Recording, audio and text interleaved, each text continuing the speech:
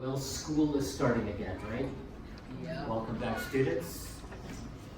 I can remember when I was a kid, especially like in junior high and high school, my teachers would use the first week as review, okay? Because it seems like summer erased everything that we had learned the previous year. And so my teachers would not want to start completely, with us looking at them like we didn't know what they were talking about. So they would take the first week and they would just kind of do a review, kind of hit the high points of those subjects that were cumulative, especially like math and grammar and everything like that. So, in honor of back to school, let's do a review today. All right, if you have been here for very long, you know that I've talked a lot about this, and yet we can't get enough of it because even with me studying it and preaching it, I tend to forget it. So I know that just hearing it, sitting where you are, it doesn't really stick unless we go out and actually implement what we're hearing. So over the last 9 years of Crossroads existence, we've had people come and go, so I just want to take this time this morning to review and to make sure we're all on the same page, all right? So Matthew 28, verses 16 through 20. If we were to take every phrase of this and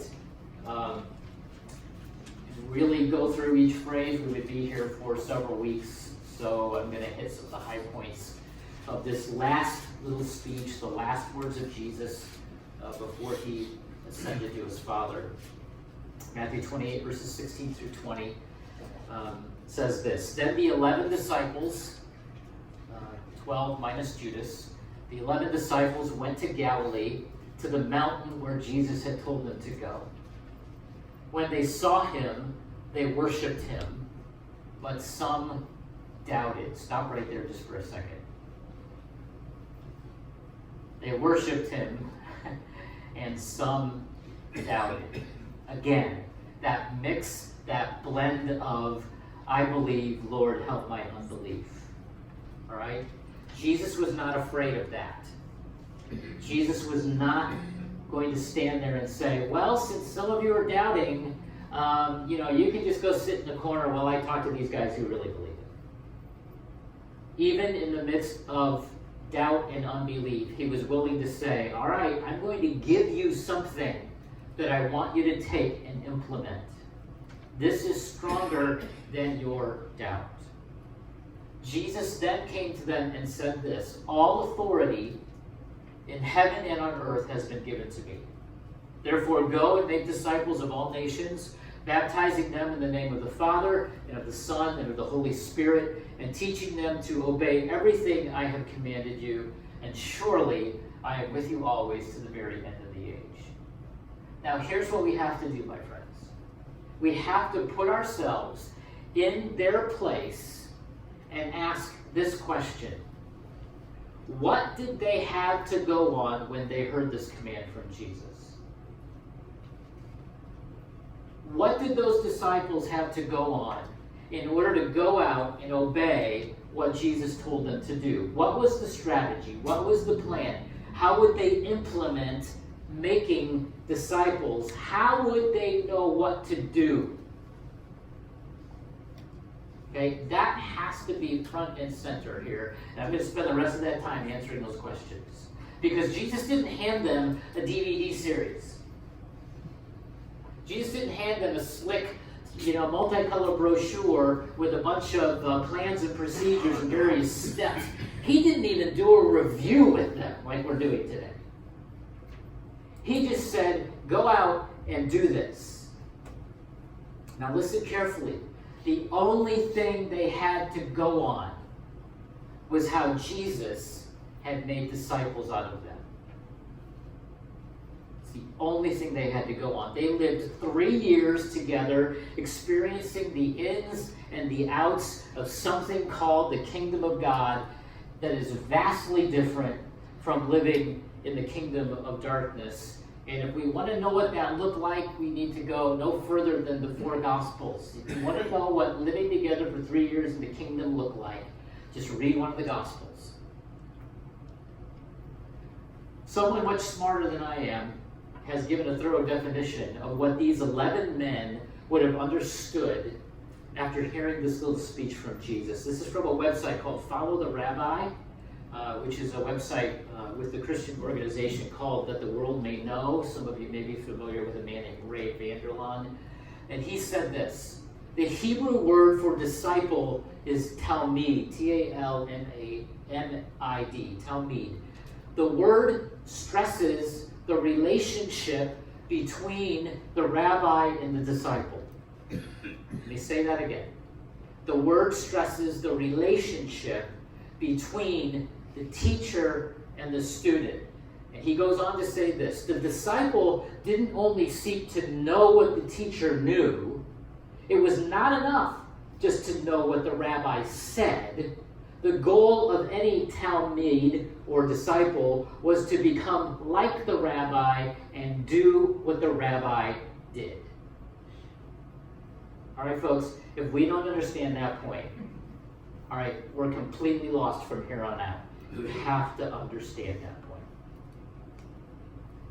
And this is exactly how Jesus taught and how he lived. I want you to listen to a couple just verses here as I read them. Listen to what he said in Matthew 10, 24 and 25. Jesus said this: a student, picture this in your mind, okay? A student is not above his teacher, nor a servant above his master. It's enough for the student to be like his teacher and the servant like his master. That's the goal. It's not the goal for the student to surpass his teacher, necessarily. Jesus said that it's enough for the student to be like his teacher, not learn from his teacher or gather information from his teacher, but to be like his teacher. He said it a different way in Luke 6, verse 40. He said, everyone who is fully trained will be like his teacher. He didn't say everyone who is fully trained will know what his teacher knows. He said everyone who is fully trained means that you are on the same par as your teacher. And to hear this from Jesus is astounding. Jesus said, I want you to be like me. And this is accomplished in the context of a relationship between a disciple and a rabbi. And as we see in the Gospels, what that looked like was simply living life together in a classroom called life, trying to figure it out, how it works within something called the kingdom of God. That's what Jesus did with 12 guys. Let me tell you a couple stories here that will help kind of put an exclamation point on this concept. My dad had the privilege of something early on in his career that I don't believe is offered very much anymore. Maybe it is in some of the trade careers. But in the industry that he worked in, the tool and die industry, they would have apprentice programs. Instead of going to school and learning how to be a tool and die maker, my dad applied for an apprentice position at a well-known tool and die shop. They considered him, they evaluated him, they deemed that he had enough potential to sink time and money into. At the beginning, he knew nothing. He just had an interest. But they put him with a seasoned tool and die maker for several years. And this guy apprenticed him. He discipled him. My dad watched him. My dad imitated him. And he became like the master. In fact, it's at one point in my dad's career, and it's not like, you have a website for famous tool and die makers in America. You just don't have that. But in the area where we lived in northern Indiana, my dad was actually one of the best. I mean, my dad, sorry Dad if you're listening to this on YouTube, but, my dad, had trouble changing brakes on a car, but he was a master at taking a block of metal and crafting it down to exactly what was needed by another company to make what they needed to make. he was brilliant. And it all stemmed from the fact that he learned from a master. In fact, here's what he told me in an email several years ago when I asked him about this. He said, I worked as an apprentice for 4 years before they called me a tool and die journeyman. He said, I got to do a lot of things that apprentices and other apprentice programs did not get to do. And here's the real kicker at the end. He said, I had to prove I could do the work by actually doing it. Kind of makes sense, doesn't it? And to prove I could do the work by actually doing it. Here's another example. I remember Mr. Horine, my trumpet teacher in high school. He wouldn't tell me how to play. He would show me how to play. He would pick up his trumpet and he would play a section of the solo that we were working on, and he would play it with emotion and passion and musical dynamics. He would make music out of the black notes on the white page, and then he'd stop, he'd put his horn down, and he would say, play it like that. Play it like I did it. Do it like I did it. My friends, this is an ancient way of passing on a certain way of life to other people, and that's exactly what Jesus did. Those 2 simple words, follow me, were life-changing for those 12 guys that Jesus chose. He was saying, I have faith in you. He was saying, you have what it takes to be my disciple. He said, I'm going to sink time and love and compassion and patience and money and blood, sweat, and tears into you because I believe that you can become like me. That's what Jesus was saying when he said, follow me. I believe that you can become like me. That was really the call of a lifetime. And here's why we can have so much confidence in this disciple-teacher relationship, because Jesus was not only a teacher, he was also a student. This verse blows me away. John 5:19 says this, the Son of Man, Jesus, the Son of Man can do nothing by himself. He can only do what he sees the Father doing. Let that sink in, my friends. Jesus can't do anything on his own. He only does what he sees the Father doing. And then we're crazy enough to think that we can do life on our own? We're crazy enough to think, I don't need you, just let me figure this thing out on my own? When Jesus couldn't even say that? And so then you come to a passage like John 13 through 15, and here's how it plays out in the natural progression of living life together. Jesus was talking to his boys, and he said, you call me teacher and Lord, and rightly so, for that's what I am. I'm your teacher, I'm your rabbi. And he said, now that I, your Lord and teacher, have washed your feet, you also should wash one another's feet. I have set an example that you should do as I have done for you. He did not say, I'm your teacher, I just taught you how to wash feet. Now go wash feet. He said, I'm your teacher and Lord, I just washed your feet. I just washed your feet. Now go out and wash the feet of others. Go out and do what I have done for you. That's how a teacher or a rabbi teaches. And we can see this strung out through the rest of the New Testament. Paul, along with some of the other New Testament writers, knew that this is what was being passed down.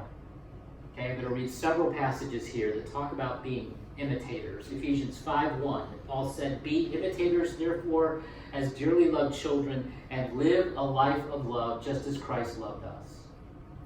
1 Corinthians 5:15 and 16. In Jesus Christ, Paul said, I became your father in the gospel, therefore I urge you to imitate me. 1 Thessalonians 1:6, you became imitators of us and of the Lord.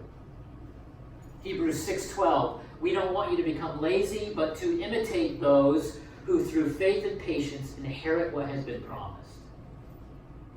Hebrews 13:7, remember your leaders, consider the outcome of their way of life, and imitate their faith. 1 John 2:6, whoever claims to live in him must walk as Jesus did. At 1 Corinthians 11:1, Paul said, follow my example as I follow the example of Christ. It's all over the place. To imitate somebody does not mean that we simply mimic their actions. It means that you see something in another person that draws you in. As that person follows God, it encourages me to follow God, and it shows me how to follow God. Because if you're really honest, my friends, it's hard to follow God all on your own. In fact, I think one of the biggest deterrents of discipleship is isolation. If the enemy can't isolate you, then he's going to try to detach you from meaningful relationships through busyness, through discouragement, through actually destroying relationships, and through a lack of motivation to deepen existing relationships. Because let's just say what it is. Good and healthy relationships take a lot of hard what? Work. This whole Rabbi Talmud way of doing things is why Paul said to Timothy in 2 Timothy 2:2, he said, and the things you have heard me say in the presence of many witnesses, entrust to reliable men who will also be qualified to teach others. Listen to it again. And the things you have heard me say in the presence of many witnesses, entrust to reliable disciples who will also be qualified to teach, to be a rabbi, to others. Do you see the progression? And it's there where we get a little nervous and we say, ooh, better step on the brakes a little bit here. I'm okay being a disciple. I'm okay following somebody else. But to have somebody follow me? I don't have what it takes. I'm not qualified. I don't know if I want to go there. Okay, folks, if we let that voice be louder, the whole discipleship process ends right with you. If you say, I can't do that because blah, blah, blah, blah, blah, blah, blah, the whole thing stops. It all breaks down. If you don't think you have anything to give to anyone else, the whole thing just comes to a screeching halt. So I want you to see this. I kind of want you to visualize it. This is what happens. I'll start from kind of the bottom and kind of string this together with the verses that we've looked at so far. Paul said that you can teach others. So you start with others. Down here at the bottom. These others learned from reliable men. These men learned from Timothy. Timothy learned from who? Paul. Paul was discipled by Jesus himself, but also by some of the disciples, some of the original 12. The disciples were discipled by Jesus, and Jesus couldn't do anything on his own. He saw everything that he saw his what? Father do. Do you see the progression? God, Jesus, disciples, Paul, Timothy, reliable men, others. And you know who can be included in the others? You. You and I are a part of that progression.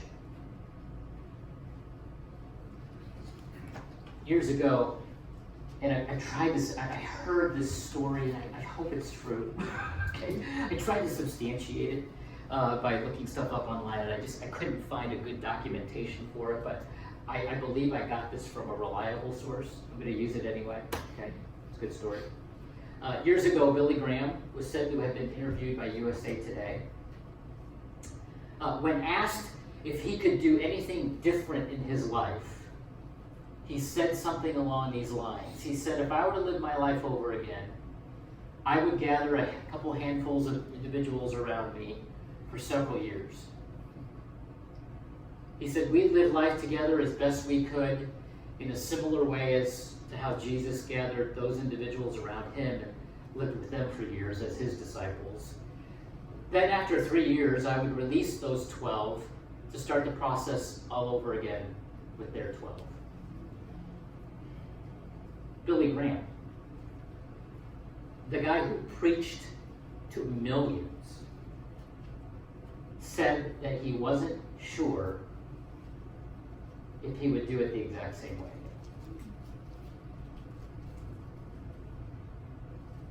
Let's do the math. Any math majors in here? Let's do the math. It's really simple. Okay, the times 12 thing. Okay, if we really believe that Jesus said, go and make disciples the way I made disciples out of you, then we would have to believe that those guys went out and tried to find a couple handfuls of people, okay, to disciple over the period of several years. So in years 1 to 3, not counting the rabbi, not counting the teacher, you'd have how many? 12. Okay? Then in years 4 through 6, if those 12 went out and got 12, how many would you have? 12 times 12. 144. So at the end of year 6, you only got 144 people.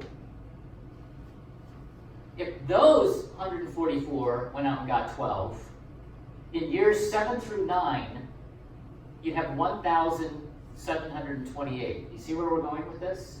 Let me give you the numbers. Years 10 through 12, 20,736.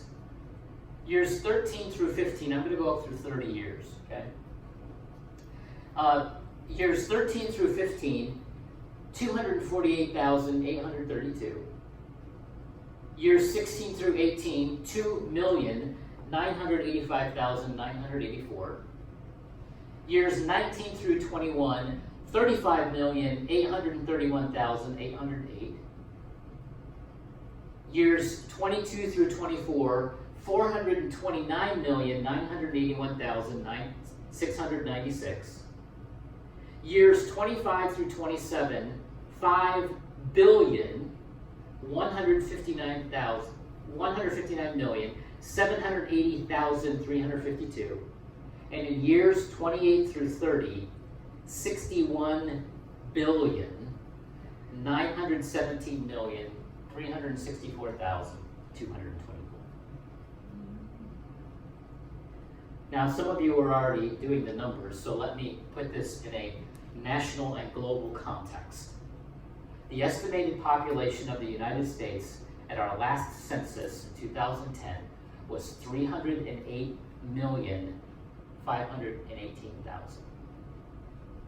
The population of India is almost 1.2 billion. The population of China is a little over 1.3 billion.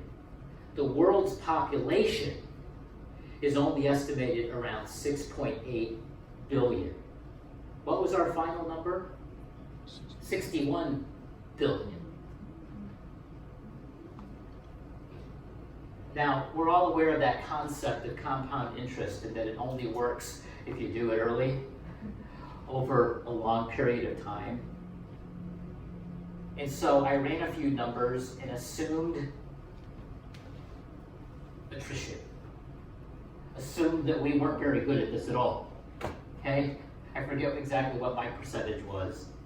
But even not doing this very good at all, at the end of 21 years, we could still have 552,960 disciples.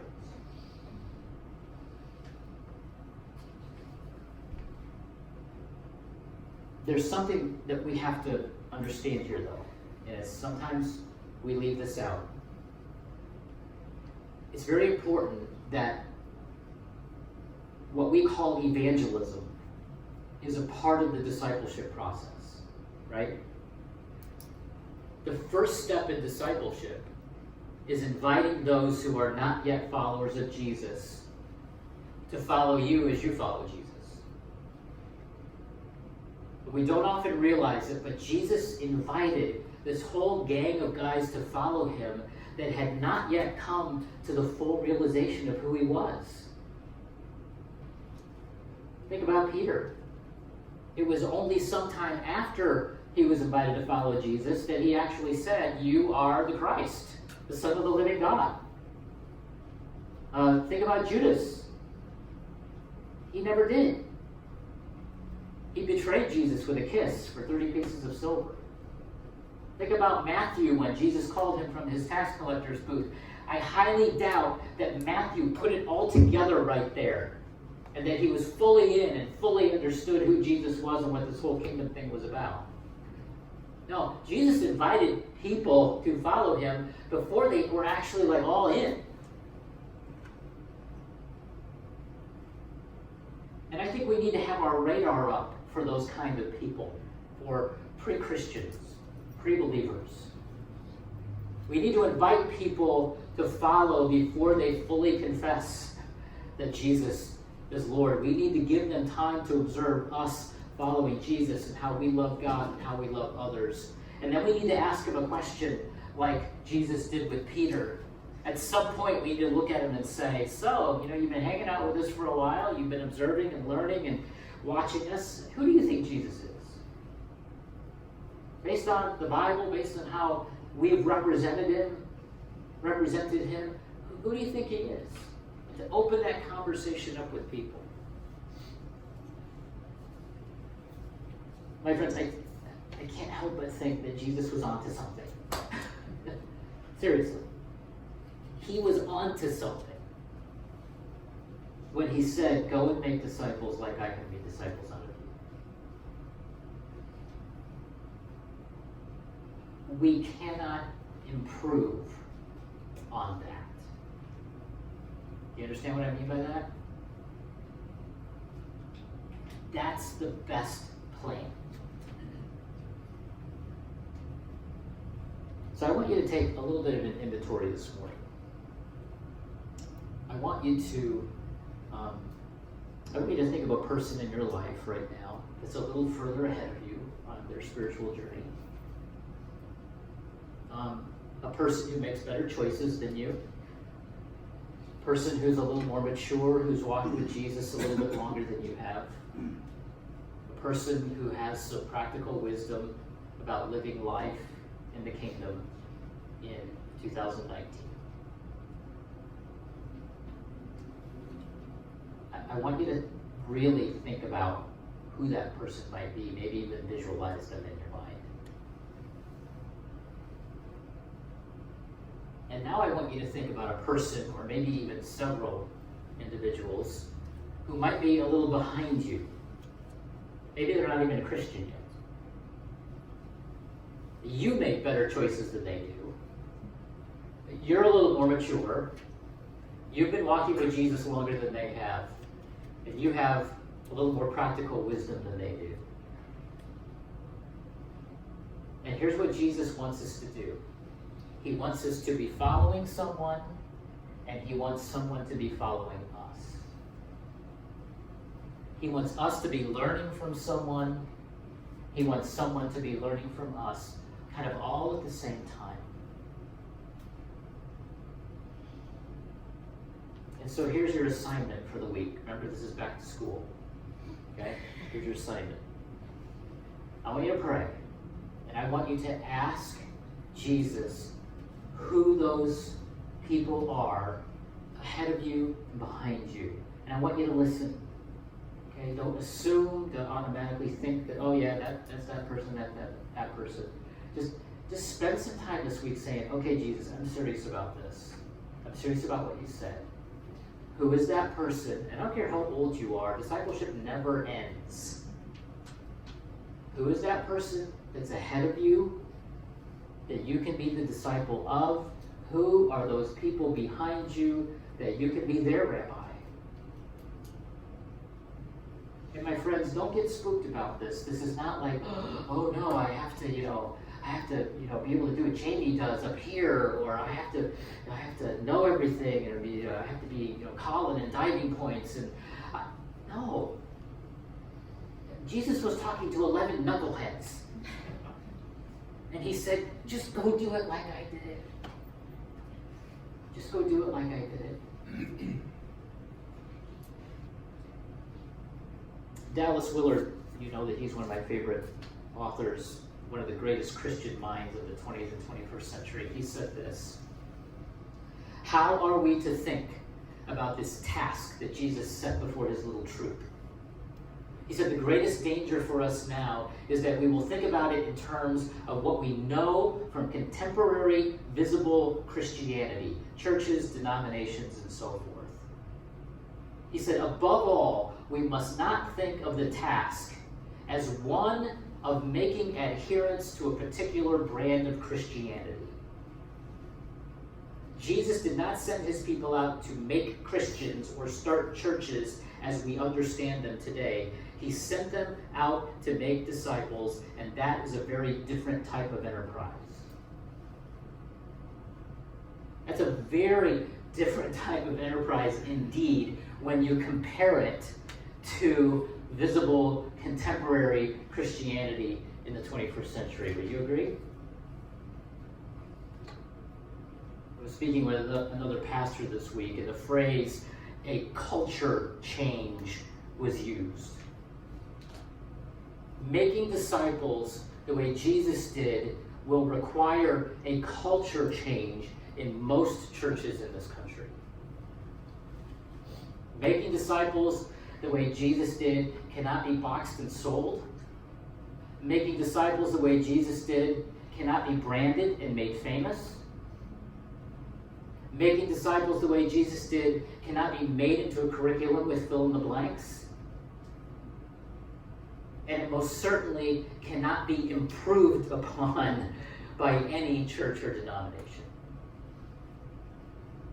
Making disciples the way Jesus did does require some things, though. And here's a little list. It requires time. It requires relationships with people. It requires humility to follow someone and to have someone follow you. It requires your ongoing spiritual formation and maturity. It requires walking in the Spirit, listening to God on a daily basis. It requires a love for people that comes from God's own love for you, and it requires stepping into the fear of the unknown. It requires imitating someone as they imitate Christ and letting someone imitate you as you imitate Christ. Did I mention that it requires time in a relationship? Those are the two things that I think the enemy will rob from us first. What comes out of our mouth? I don't have enough time, and relationships are so much hard work. And if we give in to those two statements, it will be near to impossible to do what Jesus told us to do. So making disciples the way Jesus did requires a culture change. It wasn't a culture change for them. That was a part of their system. That's the way Judaism did it. Okay, we're borrowing this system that transcends all cultures. Okay, it just doesn't work with Judaism. Okay, it works with all cultures. It transcends them all. It works in every culture. And it can work in this culture if we stop making adherence to a particular brand of Christianity and start making disciples of Jesus, starting with those very two important components, time and relationships. And here's why we can have confidence in that. The first part of what Jesus said, Matthew 28, the one who has all authority given to him has given that authority to us. I remember when I was in high school and working on the custodial and janitorial crew of my church at my high school, we were given a little set of keys. Okay, I had 3 keys in my ring. One to the front door of the building, a master key to every classroom in the school, and a little funky key called a light key that you would use to turn on the big lights in the gymnasium. I only had 3 keys. But every once in a while, my boss would say, Jamie, I need you to go do something in this place that I didn't have a key for. And I can almost see it happening in slow motion with, the Chariots of Fire music going on in the background. He would take his keys off, and he had a lot of keys on his key ring. And he would lob those to me down the hallway, and I would catch them. And do you know what he just gave me? What did he give me? He gave me authority. He gave me authority to go someplace that I wasn't normally supposed to go. But he had enough confidence in me to give me the keys. That's what Jesus has given us, my friends. We cannot improve on that. And he said, and if authority isn't enough, I'm going to give you my presence to the very end of the age. To the very end of the age.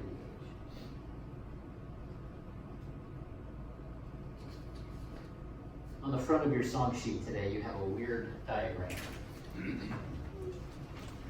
I passed this out probably a year ago, and this is an open book quiz because the answer is right there on the front of your song sheet as well. But what does the I stand for? Intimacy. The M? Mission. And the C? Community. Okay? Please understand that we are not trying to improve on what Jesus told us to do. We are simply trying to give you opportunity for it to happen. Understand that? We call them kingdom outposts. They're not small groups. Okay? They're called kingdom outposts because that's what we want them to be. And we want you to pursue intimacy with the Lord in the context of other people. Let them see how you're doing it. Say, oh, Linda, I didn't realize that's how you connect with God. Maybe I could connect with God that way. What is that? Discipleship. Okay, it doesn't have to be this formal thing that, maybe Linda doesn't even know I'm her disciple. Maybe I'm just observing her. And it I know she walks with God, so I want to do it like Linda does it. Maybe I connect with her personality and how she connects with the Lord. All right? We're going to give you time and opportunity to build those relationships with other people, to build that community. And please understand, and I told you all this when we laid out the Kingdom Outpost idea, that, even the disciples didn't get a say in who was a part of the group.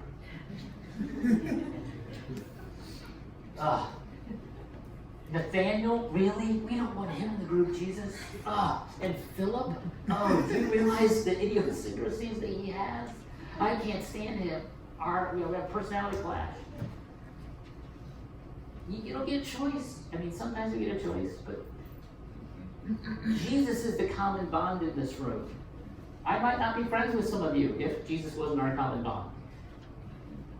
Right? That's not a bad thing. But Jesus brings us together. And then living a life on mission. Maybe we could pass some of these out. I don't know if we have enough for everybody here today, but maybe at least for a couple. Bill, could you pass those out? This is just to remind you, this is refrigerator worthy. All right? So please take this home and stick it on your refrigerator. And as a reminder of how Crossroads is attempting to obey what Jesus told us to do. Okay? I'm almost done here. I'm not going to go as long as Tom, so don't worry.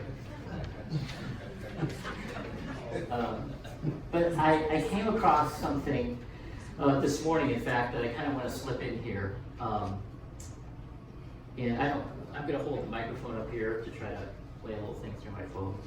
We're big on technology here, so.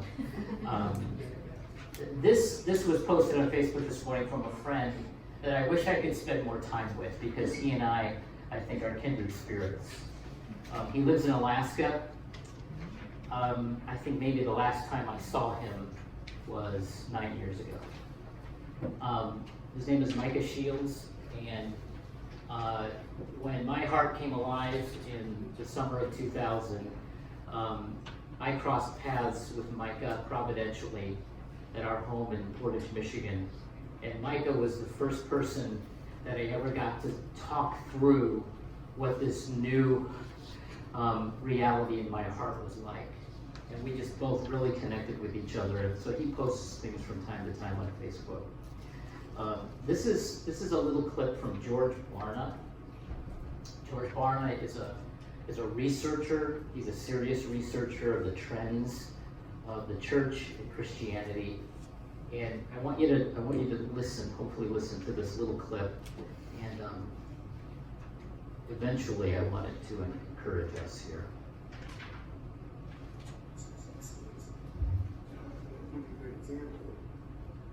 One of my mantras in life is you get what you measure.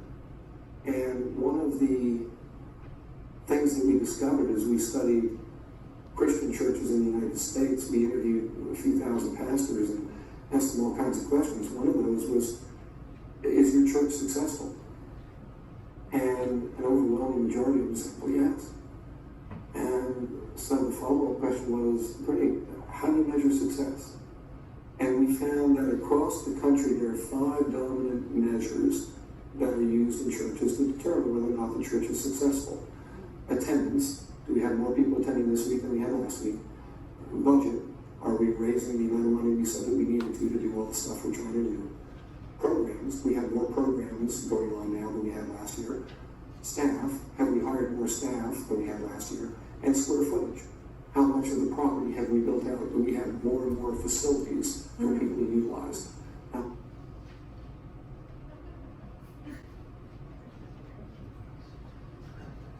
We are the most unsuccessful church in the country. Our attendance has plummeted from a year ago. Our budget probably needs to be cut even more. I can't name one program we have. This diving points is probably considered a program. Staff. Colin and I, over a year ago, both volunteered to cut our pay by 2/3, and so we both have other jobs. So we have less staff.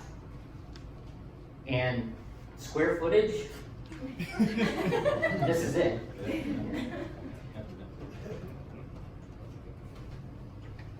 I want to encourage you today that we are successful. Because I believe that we at least have a little bit of a pulse on what Jesus is talking about at the end of Matthew 28. Staff doesn't matter. Attendance, I'll be honest with you, sometimes I get a little discouraged. Programs, staff, square footage, budget. Barna went on to say, I'm glad he said it, he said, none of those things matter because none of those things are what Jesus died for. He died for you, he died for me, and he died so that this process would continue. And it has. And that's what I want the Pulse of Crossroads to be. In talking with Jonathan Strayer yesterday, Jonathan and Rachel that moved to Lancaster, I said, so you're going to be, looking for churches down there? He said, yeah. Another guy said that was there, he said, yeah, it's kind of like bad speed dating when you have to look for a new church. And he said, I really don't know what we're going to do, Jamie. He said, there's just nothing like Crossroads down there that we found yet. And I prodded him a little bit, and he basically said that it's not about those 5 things here. It's about what Jesus talked about and how we can invest in each other's lives as teacher-student relationships, rabbi-talmid relationships, that whole process of discipleship. Whether you know somebody is following you or not, we live a life that imitates Christ so that others can imitate us.